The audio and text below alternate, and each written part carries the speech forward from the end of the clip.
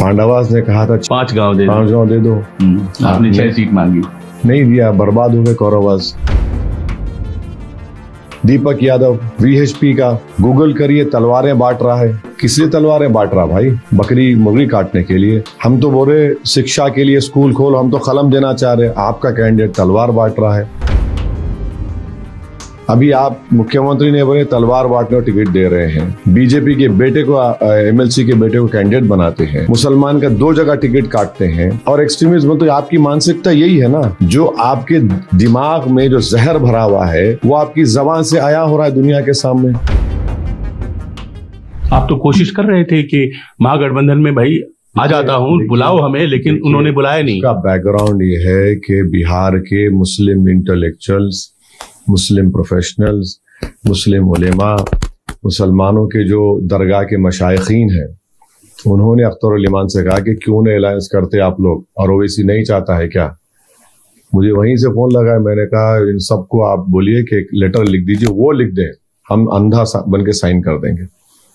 Letter लिख के भिजाए, 6 seat दो, मात्र 6 सीट। हाँ, 5 तो हम जीत चुके थे, एक बाई इलेक्शन किशनगंज जीते थे 2019 में। हाँ। बोले दे दो, आप मंत्री पद मत दीजिए, सीमांचल डेवलपमेंट काउंसिल 371D के तहत बनाइए, कम्युनल फासिस्ट फोर्सेस को रोकिए।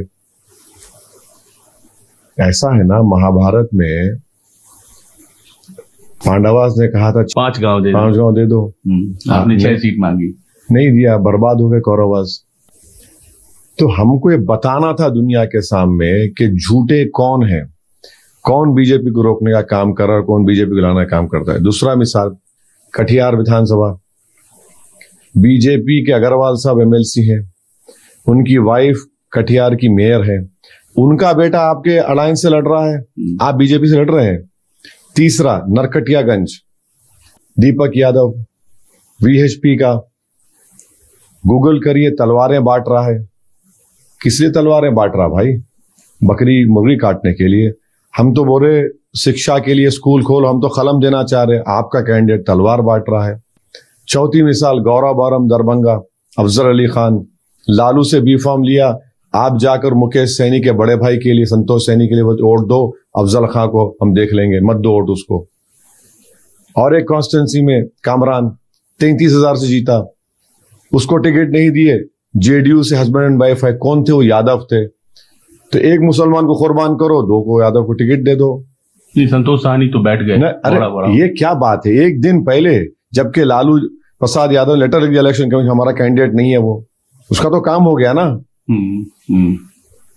यहां पर छठी मिसाल ले लीजिए आप, कोचा दामन, जो आदमी ट्रिपल तलाक के वक्त मोदी का साथ दिया, जो शख्स CAA के कानून के वक्त मोदी का साथ दिया, UAPA का गंदा कानून बनाया गया जिसमें कांग्रेस और राजद सब सपोर्ट किए, उस आदमी को आपने टिकट दे दिया यहां पर।